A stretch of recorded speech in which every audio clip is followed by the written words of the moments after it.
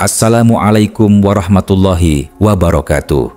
Salam sejahtera untuk kita semua. Rahayu, rahayu, rahayu. Sugeng rawuh para sedulur dimanapun berada. Kembali lagi di channel Pekon Mistis, tempat di mana tabir gaib dibuka dan rahasia yang tersembunyi terungkap perlahan. Hari ini kita akan menyelami sebuah ramalan yang bikin merinding, datang dari Geger. Mbah Marijan akhirnya bongkar kodam gaib Kang Deddy Mulyadi.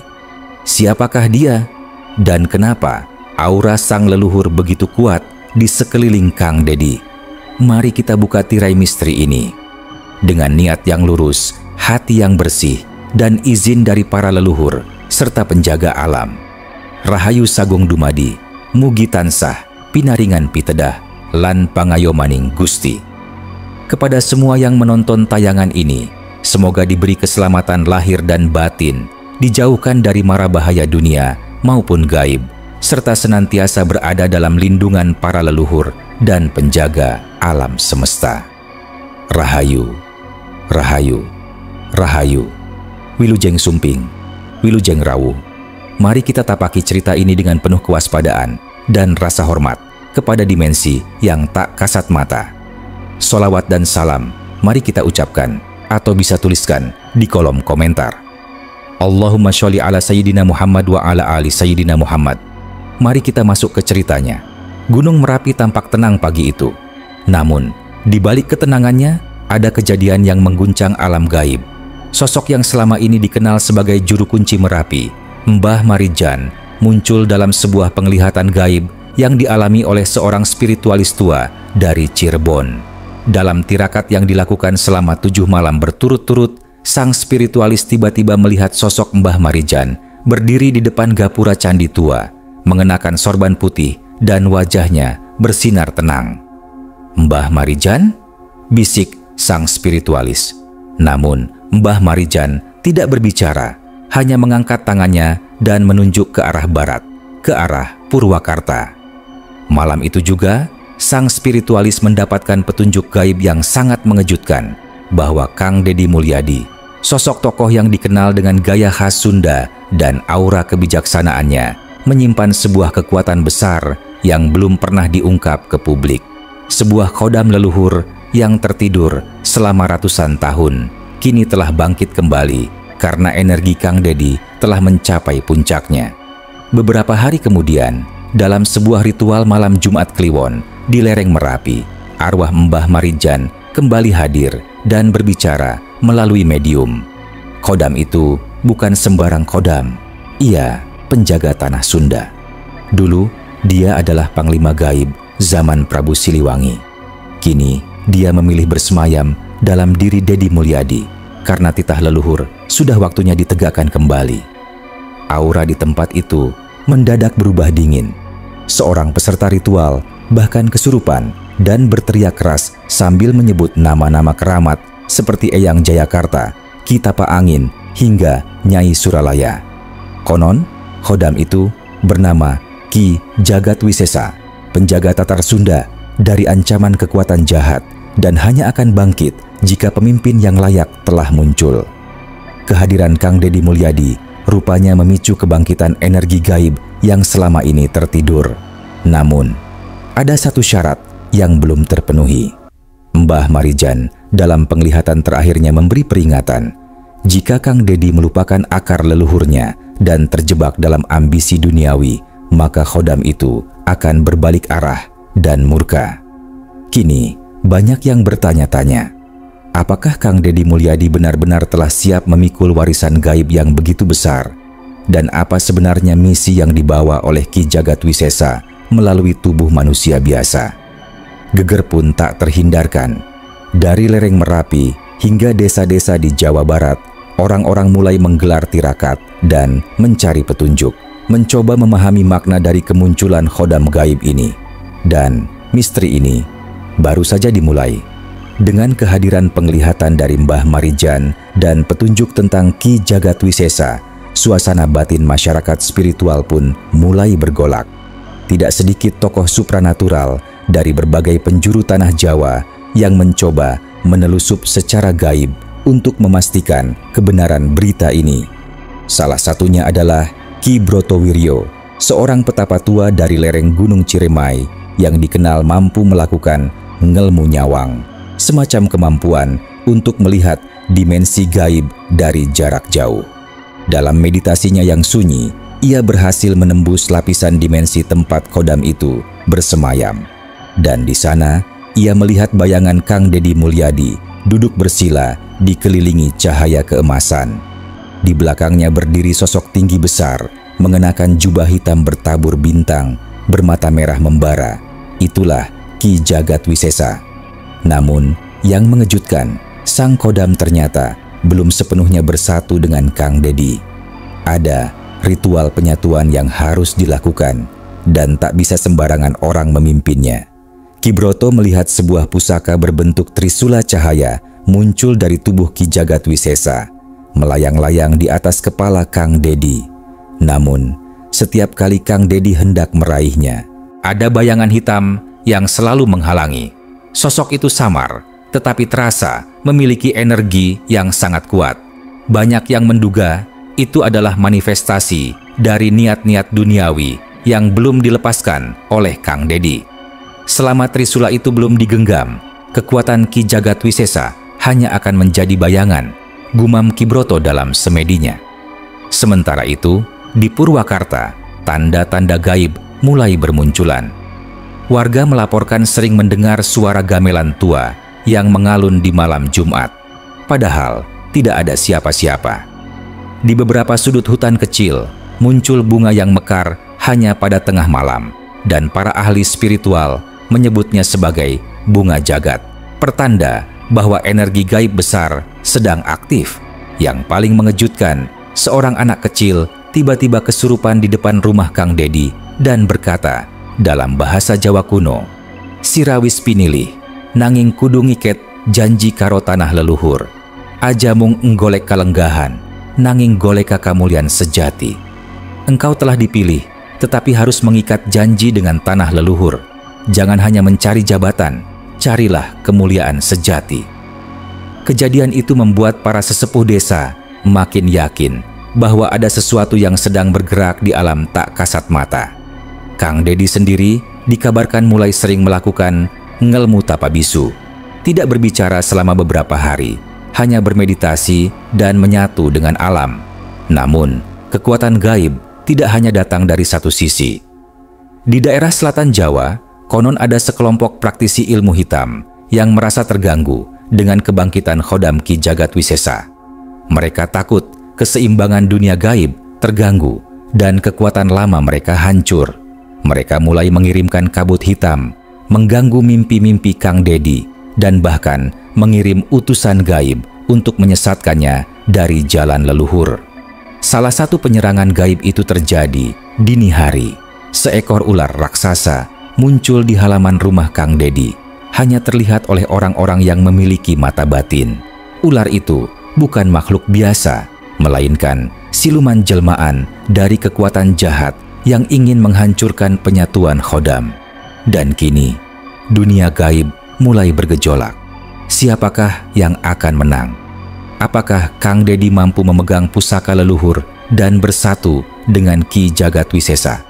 Ataukah kekuatan gelap berhasil menjerumuskannya? Cerita ini masih berlanjut. Langit di atas tanah Sunda mulai tampak aneh. Awan-awan menggulung perlahan di malam hari, seperti membentuk pusaran. Di beberapa tempat, terdengar suara gamelan kuno yang mengalun pelan. Namun, tak ada satupun yang bisa menjelaskan dari mana datangnya suara itu. Para sesepuh spiritual menyebut ini sebagai pertanda bahwa alam gaib sedang bersiap membuka gerbang besar. Sementara itu, Kang Deddy Mulyadi terlihat semakin sering menyendiri. Ia tak lagi banyak muncul di media, tidak terlalu aktif berbicara pada khalayak ramai. Namun, orang-orang terdekatnya mulai menyadari bahwa aura pria itu mulai berubah. Di matanya ada sorot yang dalam dan berat, seolah ia sedang memikul sesuatu yang tak bisa dilihat oleh orang biasa. Malam itu, di sebuah lokasi terpencil yang tak pernah disebutkan oleh siapapun, Kang Deddy mendatangi petilasan keramat yang hanya bisa ditemukan jika seseorang dipandu oleh ilham leluhur. Di tempat itu, ia membawa bunga 7 rupa, air dari 7 sumber mata air, dan dupa wangi yang hanya menyala jika digunakan dalam niat suci. Ketika ritual dimulai, tanah bergetar pelan. Angin mendadak berhenti. Di tengah asap dupa yang menari-nari, sosok Ki Jagatwisesa muncul perlahan dari dalam kabut. Sosok itu tak berbicara, hanya mengarahkan pandangannya yang tajam ke arah Kang Dedi. Lalu muncul 3 bayangan lain. Tak jelas bentuknya, namun auranya berat. 3 kekuatan itu adalah penjaga gerbang gaib, dan mereka mulai menguji Kang Dedi. Ujian pertama, ujian batin. Dalam kondisi trans spiritual, Kang Dedi dibawa masuk ke dalam dunia cermin jiwanya sendiri. Ia melihat segala sisi dirinya yang baik dan buruk, bayangan masa lalu, luka batin, dan niat tersembunyi ditelanjangi semua. Tak ada yang bisa disembunyikan. Suara dari alam itu berkata, "Leluhur hanya memberi warisan pada mereka yang benar-benar bersih. Jika hatimu ada pamrih, maka khodam tidak akan menyatu." Kang Dedi terdiam, tapi ia tidak melawan. Ia menerima semua bayangan itu, satu persatu, sampai akhirnya cermin itu pecah sendiri. Lalu datang ujian kedua, ujian dunia. Kang Dedi diperlihatkan bayangan tentang kejayaan, kekuasaan, popularitas, dan harta. Dalam dunia gaib, ia ditawari semua itu, bahkan tanpa harus bersatu dengan Ki Jagatwisesa. Tapi dengan satu syarat, ia harus meninggalkan jalan leluhur. Seketika, tanah di sekitarnya retak. Pohon tua yang berdiri di petilasan itu mulai bergoyang hebat. Namun Kang Dedi hanya menutup mata dan merapal mantra lama dari warisan kakeknya. Dina kamulyaan kudu, disanghareupanku kawijaksanaan, lainku kadonyan.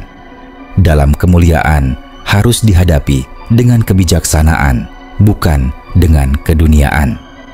Begitu mantra itu selesai, bayangan-bayangan kekuasaan itu terbakar menjadi asap hitam dan menghilang. Kini, tersisa ujian ketiga, ujian kegelapan. Dari balik semak dan batu tua, muncul sosok tinggi besar berselimut kabut kelam. Suaranya berat, matanya merah, dan tubuhnya bersisik. "Aku adalah bayangan terakhir dari dirimu, Dedi Mulyadi. Aku adalah nafsu, dendam, dan segala ambisi yang kau tekan selama ini. Jika kau menolakku, maka kekuatanmu tidak akan utuh. Jika kau menerimaku, maka aku akan menguasaimu." Seketika suasana menjadi gelap total. Dedaunan berguguran seperti terbakar. Suara gaib terdengar menggema. "Pilih, Dedi, terang atau gelap. Tapi ingat, kekuatan sejati tidak akan datang tanpa luka." Dan disinilah ujian terakhir dimulai. Tubuh Kang Dedi mendadak terangkat pelan ke udara. Sorot matanya kosong, tubuhnya gemetar hebat. Di sisi lain, Ki Jagatwisesa mengangkat trisula cahaya, siap menyatu jika Kang Dedi berhasil melewati ujian ini.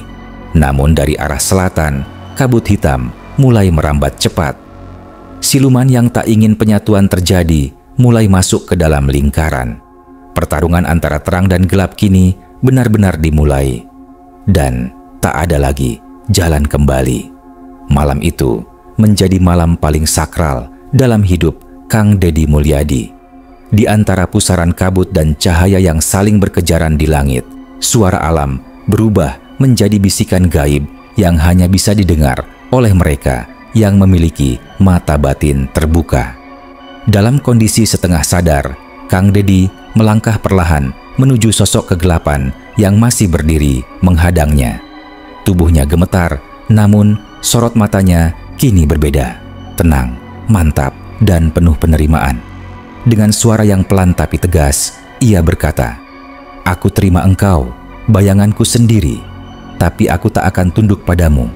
Aku tidak akan memusnahkanmu, karena kaulah cermin dari perjalanan hidupku. Tapi mulai hari ini, kau akan berjalan di belakangku, bukan memimpin jalanku." Seketika sosok gelap itu meledak menjadi ribuan serpihan hitam, lalu menghilang di telan bumi. Langit pun terbuka. Trisula cahaya milik Ki Jagatwisesa meluncur deras ke arah tubuh Kang Dedi dan menyatu tepat di tengah dadanya. Cahaya itu menyebar ke seluruh penjuru. Pohon-pohon tua bergetar, suara gamelan kembali terdengar, namun kini lebih halus, seperti pertanda restu dari leluhur. Ki Jagatwisesa perlahan mendekat dan bersujud di depan Kang Dedi. "Sampun, Gusti, sampun pinilih." Dalam bahasa gaib, itu berarti, "Telah selesai Tuan, engkau telah terpilih."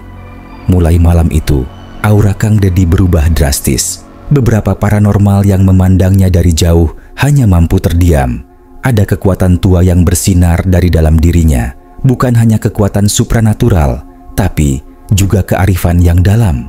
Bukan aura penguasa, tapi aura pemimpin sejati.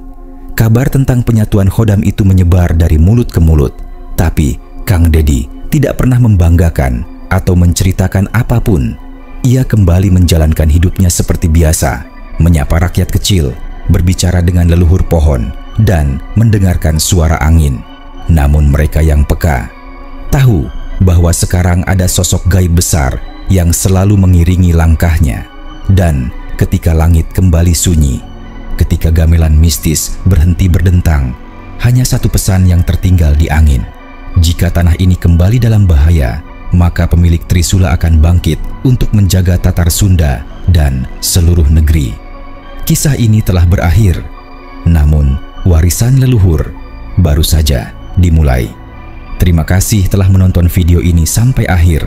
Semoga kisah misteri dan gaib tadi bisa menambah wawasan sekaligus menggugah rasa penasaran kalian semua. Kalau kamu suka dengan cerita seperti ini, jangan lupa untuk like, tinggalkan pendapatmu di kolom komentar, share ke teman-temanmu, dan tentunya subscribe channel Pekon Mistis supaya kamu nggak ketinggalan update video-video terbaru kami seputar misteri, ramalan, dan dunia gaib lainnya. Sampai jumpa di video selanjutnya. Salam mistis, salam rahayu. Wassalamualaikum warahmatullahi wabarakatuh.